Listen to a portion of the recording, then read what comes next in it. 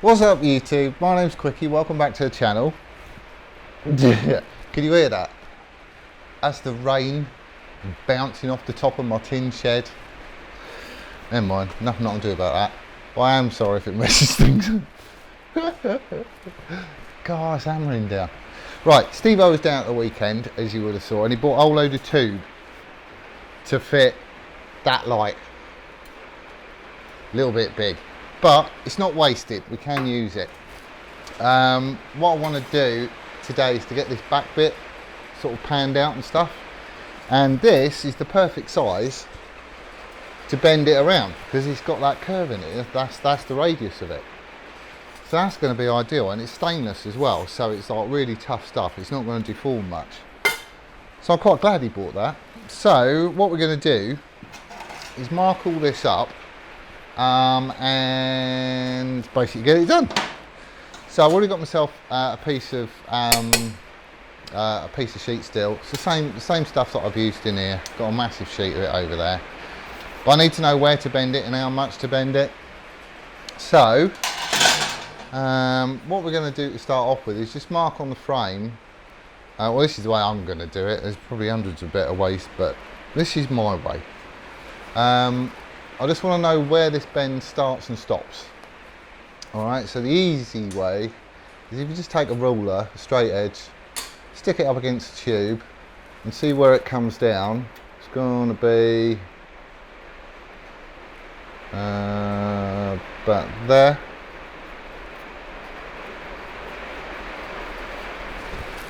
So that's the start of the bend. The end is probably about there.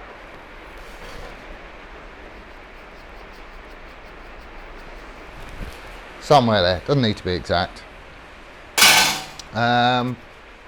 It's just a reference point, that's all it is. And then I need to find out what this angle is. And again, there's lots of ways of doing it, but I've got one of these things, which is dead good. It's like a digital protractor level jobby thing. If I get it going. Right, so literally as you tilt it, it just gives you the angles. But it's nice because you get a number instead of having to look at a scale and work it out and everything else. So I figured the easy way to do this is it's magnetic, so it will stick on the sheet. I'll see if I can do it so you can see everything. Just shove it underneath, let everything settle, and then we'll set that to 0 degrees. Yeah, and then stick it on the back, and that comes out as what, 46.5 degrees. So that's the angle that we've got to put into it.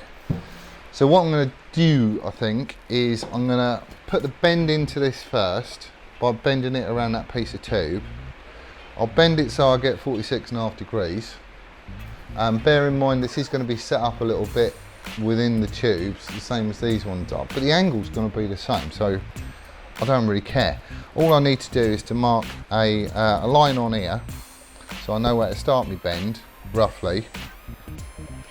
Put the correct bend into it, and then I can do a template, stick it on, chomp it all out, job's a good one. So that's what we're going to do, I think. Yeah, let's do that. Right then, so all I've done here is I've held the sheet up to the bike and found that I've got enough room top and bottom that if I make that sort of the centre of where the bend's going to be, I'll have enough material either end to trim it up and have it all sorted. So literally it's just a mark, and it's square off this edge, which is where it was all guillotined. So I know that angle there is 90 degrees. That's cool. This one, not really fussed about. So on the tube, all I've done is found where one of the seams was, because the ends aren't cut off square. So if you was to put a square on here, as you can see, you wouldn't get a decent centre line. So all I've done is gone off the weld on it, which is the easy way, and I've just put a reference line in there. So the idea is that these two lines will line up, and I can start bending it, get the curve that I want, check it on the bike, and it's all happy. But I don't want this tube moving around. So all we're going to do is clamp it down to the desk, just to help me out a little bit, really.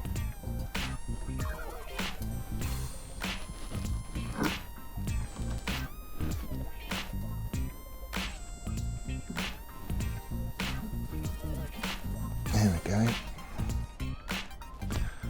Right, so 46.5 degrees is what we're after. And if I line those two up,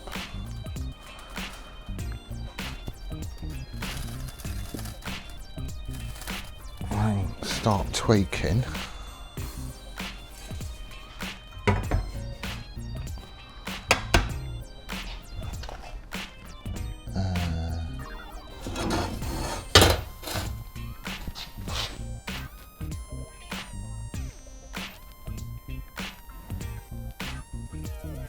So that's 0.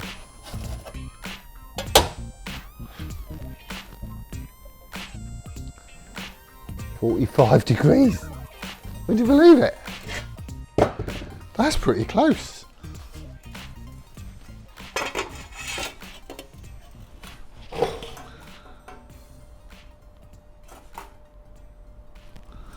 Right, that is more by luck than judgment.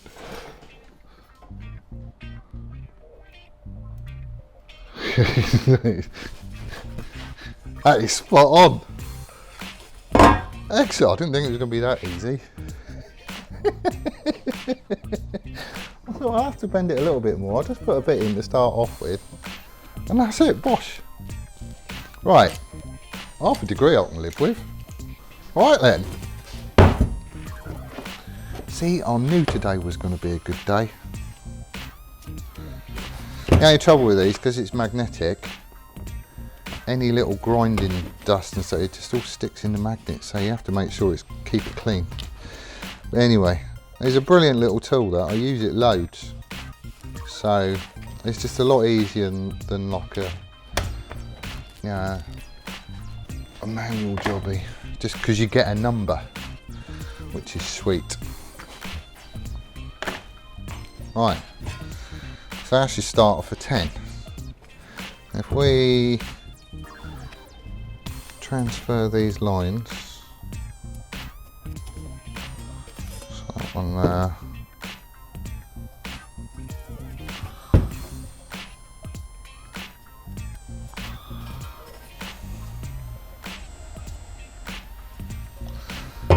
it's just so I can see it on both sides, that's all.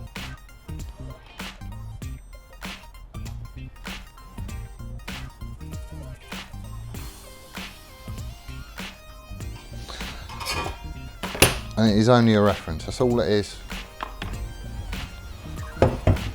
Yeah, that'll do. Right, template time. So what I want to do now is to get the shape of it. Actually, I could do with transferring that onto the bike as well. Yeah, let's do that.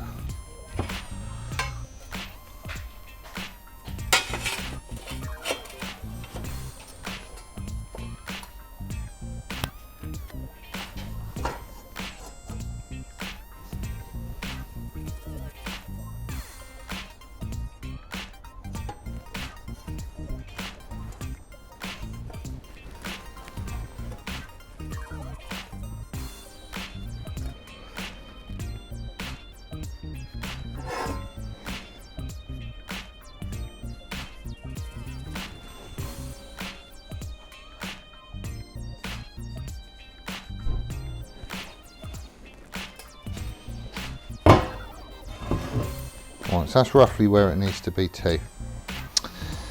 So, if I take a piece of paper,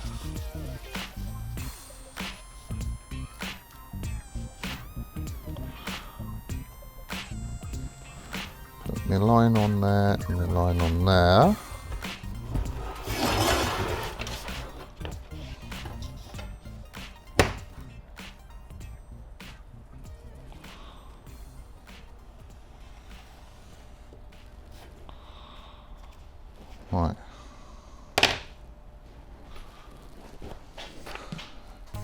I don't know if you can see where you are from, but on the inside, I've marked where this line is actually going to sit. Obviously that marks pretty much the midpoint of the bend. So I need to make sure that the template is in the right place for it, if that makes sense.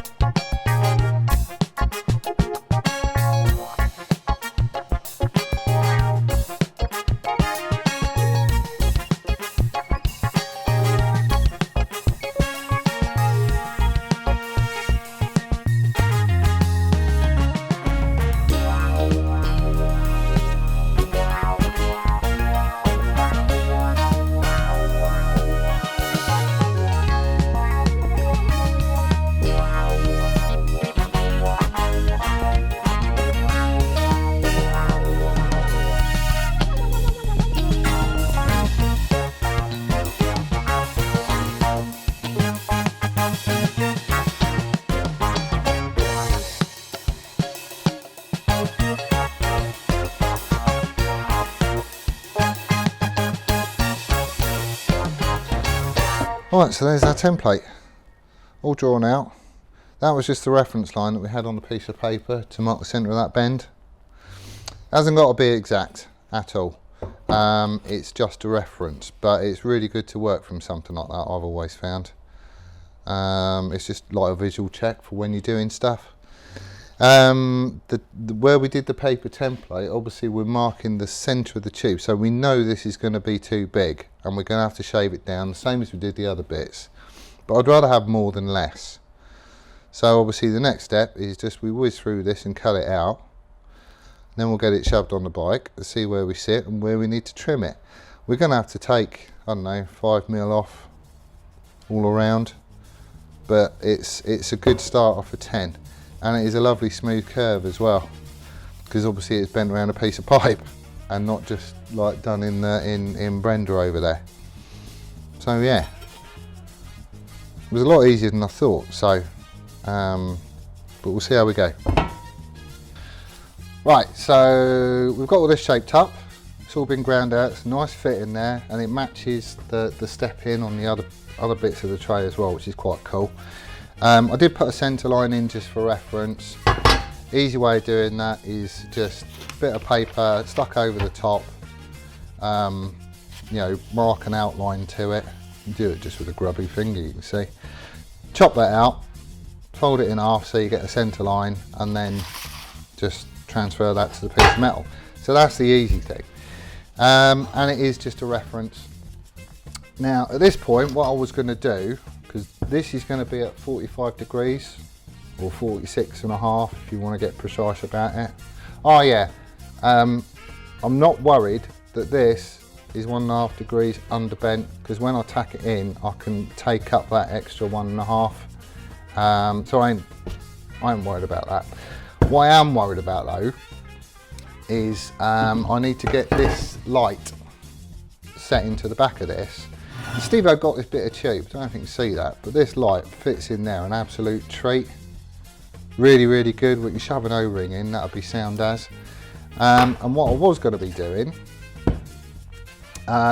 was cutting the tube off at 45 degrees here, sticking that on there, cutting a hole in there so you can see inside the tube obviously, Frenching it all in, plate across the end, with a hole in the middle so I can mount it using that.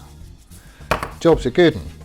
The only trouble is there's a fella in Tasmania, he knows who he is, he dropped me a message or a comment saying a certain somebody else on YouTube did exactly the same thing. And I really want to do it. It would look good, but he did it. And now I don't want to do it. But I do, well I do, because I think it'll look brilliant. But I don't, because he did it. I mean, I know he didn't invent Frenching.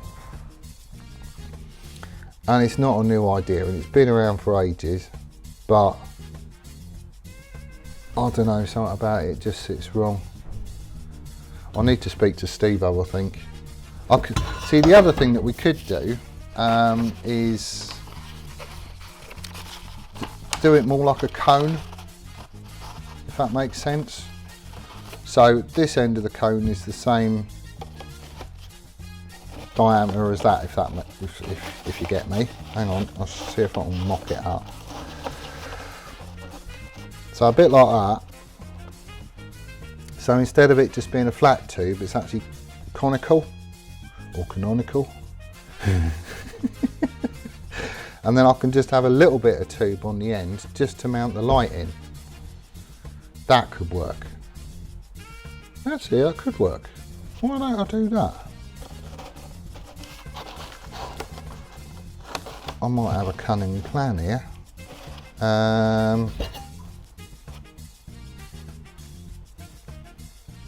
It might end up as being quite big though. I don't know. That could work. That could work a treat. You see what I'm on about? So it's oh, then I've got to form it. I haven't got any rollers. Oh, bloody hell, Andy, why did you say that? Right, I need to phone Steve-O. Right, I can't get in touch with Steve-O. I've left him messages and he hasn't phoned me back. So what we're going to do is we are going to go ahead with plan A. And if you don't like it, then I'll change it to plan B, which is the cone. I did mock it up in cardboard. And it's not actually going to look that much different. Very little actually, because we haven't got a great deal of room to play about with here. So I don't want to waste the day. I'm just going to do this, get it all set in place, see what he thinks to it, and if he wants to change it, we'll change it. It's not a problem, because if he does want to go for the cone, then that hole's just going to have to get bigger anyway. I have chain drilled it, make a start, so I just need to join all that lot together, get rid of the middle, and then I'll dress it out to the shape of that. That will go on there, a bit straight. Yeah, straight. And we kind of go from there really. There's not a lot else I can do. If he's not answering the phone, he's not answering the phone. And I don't want to waste my day. So anyway, that's what I'm doing.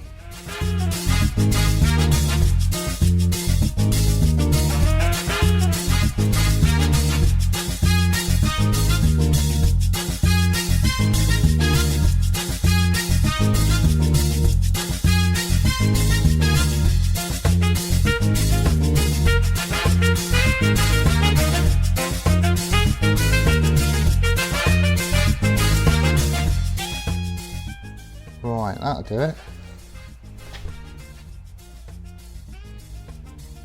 Yeah, that'll do.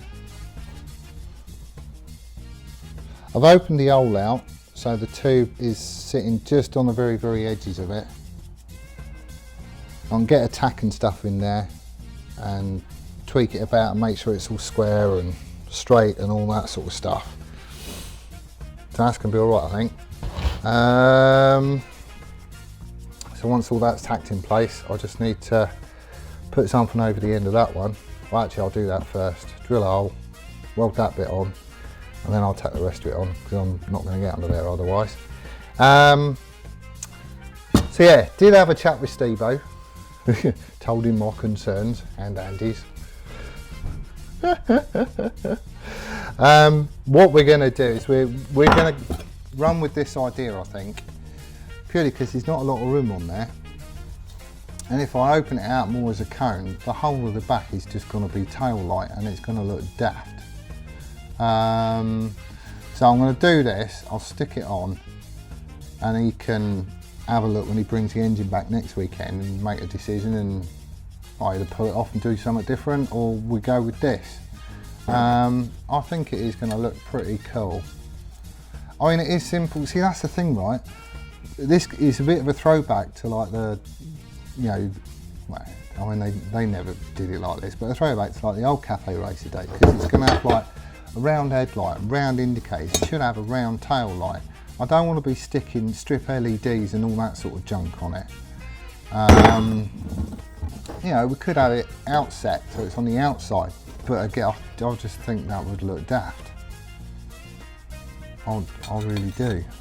It's sticking out there. We want to keep it simple, you know, kind of plain looking, minimalist sort of, and sticky out bits in minimalist. So this is what we're going to do. He can have a look next week and he can decide what he wants to decide, and that's whatever we will do. So there you go. So I need to get all this shoved in. Oh yeah, where is he? There he is. This had I've got to do a shout out and a couple of thank yous actually. We had a first visitor to the shed, Zach. Zach, he turned up from Bodmin. Kent was say hello the other week, so I did say I'd give him a shout out. You alright, mate? And then there's this fella. This is George. I don't know, can you see that? That's George. Look at that, there's nothing wrong with that lean angle. He knows what he's doing. It's probably taken just before he crashed. He's got some skills though, eh?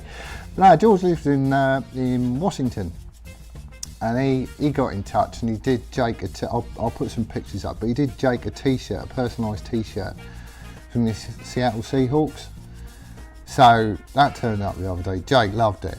Took us 2 days to get it off of him. But no, this is George. Thank you very much, George. It is appreciated. So you're living up on the wall now. But no, that was kind of cool. Didn't have to do that, but that was very kind. What was I doing? Oh, I'm doing this bit next.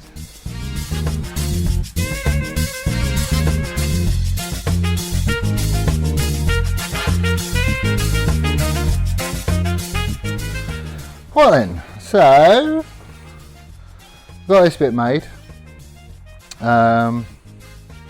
It's all welded around and I've cleaned it up and blah blah blah. Still needs a little bit of fussing. Where's the light?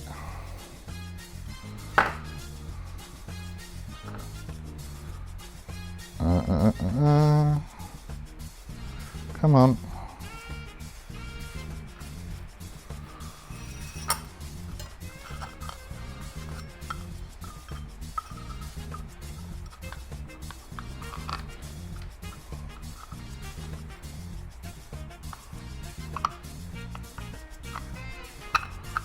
Right, so that will go in there like that. I'm going to shove an O-ring behind the LED light just because that will stop any moisture getting in. So that's what that will look like. It's only just inset on the bottom, which is cool. Then when that goes on the back, it will look something like that, which ain't too shabby. That looks alright actually.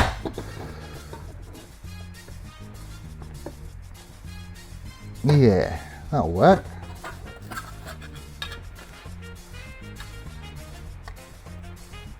That'll work a treat. Right, let's get it tacked in.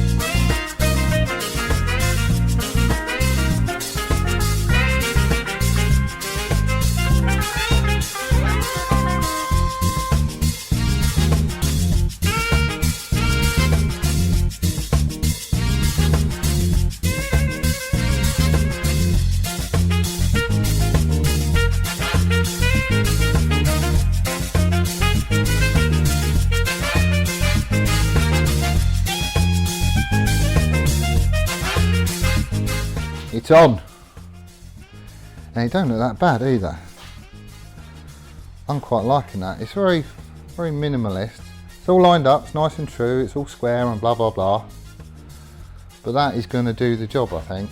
It's only inset a very small amount, which is what he wanted, and I think anything more and it would just look daft. But that could work. It's only, it's very lightly tacked on. You see the size of these tacks? I mean, they are tiny. Half the size of a pea. They are really small, but that way they're all where I can get to them. So if I need to buzz it off with a angle grinder or whatever, I can just break these tacks, pull it all out, and it's easy enough to do. You see some people putting like marble sized tacks on stuff and it's just ridiculous. It's only just holding it in place so we can see what's what. This is all going to get seam sort of stitch welded in, so basically joining the plate to the tubes, and the same thing will happen all along here. So all these joins will be fully welded in when we come to tear it all down again. And then on the outside, where it joins here, basically I'm just going to run a TIG torch around it and use the weld on the back side as my filler rod. That way I should get quite a nice smooth finish, and it ain't going to need an awful lot of dressing up. This will get welded, the tube will get welded from this side because I can't get in the back there. So at the bottom it will get welded in here. But then I can get in round here, so that shouldn't be a problem to do from the back.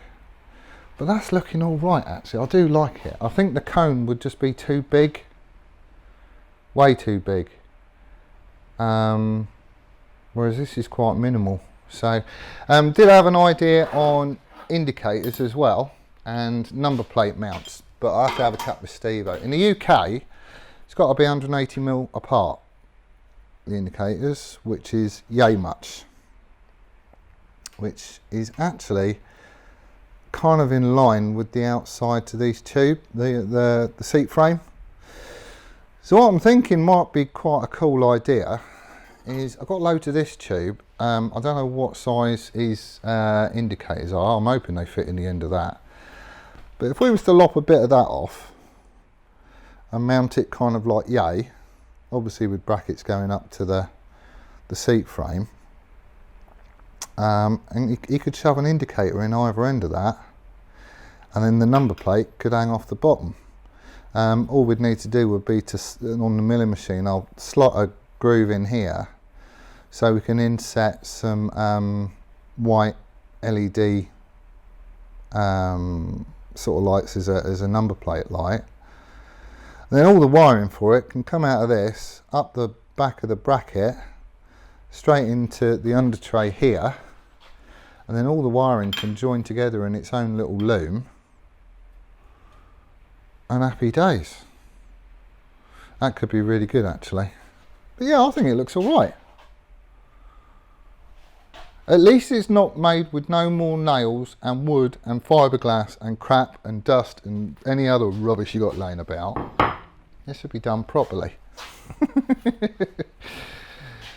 So anyway, it's in. And it does look quite good, I think. I'm liking it anyway. Right, that's it. Job done for the day. Didn't take as long as I thought it was going to actually. I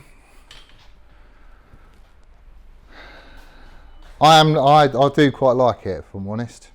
I think that is less is more. It's dead simple. Leaves loads of room and stuff in here as well, because it's not all bits sticking out and all that rubbish. So I think it's going to be quite neat. But like I say, it is only lightly tacked in. So Steve-O's going to be down at a weekend. If he don't like it, we'll just whiz it off and we'll do something else.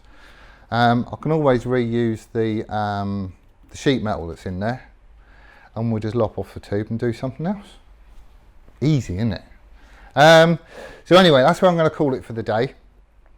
I've got what I wanted to get done. At the weekend, I'm going to be working on the battery box, because that's going to go up here, which is going to be a bit interesting. So I need to get this bit sorted and the battery in there. Where is the battery? Where Where's the battery? I lost the battery. Oh no. So anyway, I need to make a tray up here, get the battery set in there, because I need to be chomping hole out the bottom of that tank soon. So that's going in this weekend. Steve-O should be back this weekend, and he's going to be bringing the engine back with him. He's been filming it, you know, at his gaff and whatnot. So apparently he's been cleaning it all up. He has had to go out and buy some more bits for his Dremel, because he's used all of them and they're all worn out. So I don't know what he's doing. But anyway, so hopefully we'll have the engine back as well. See what a job he's made of that, really. But that's it. Thank you to everyone who subscribed. Really do appreciate it. I am loving the way this little community is coming together. It is really good. So if it's your first time here and you like what you see, obviously we'd love you to come back. Got the option of subscribing, do the little bell thing so you get notified every time we upload another video. There's going to be loads of them. You ain't going to miss anything. This series is going to have everything to do with the build, which a lot of other people don't do. And I'm hoping it's going to keep people interested. But you know, let us know what you think. If it's too much, let me know in the comments. If you want to see more, let me know that as well. It's going well. It is going well, and we're rapidly approaching dry build now. Because once all this lot is in and I've got the okay from Steve-O, we can start throwing stuff back on the bike and get it looking like a bike again instead of just like a frame. So I'm quite looking forward to that. We do got merch as well. If you want to treat yourself, we do it through Teespring. I'll put a link down there on one of them little clicky things up here.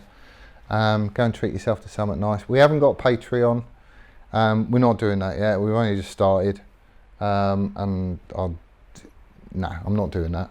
But yeah, hopefully we'll get to see you again. Laters!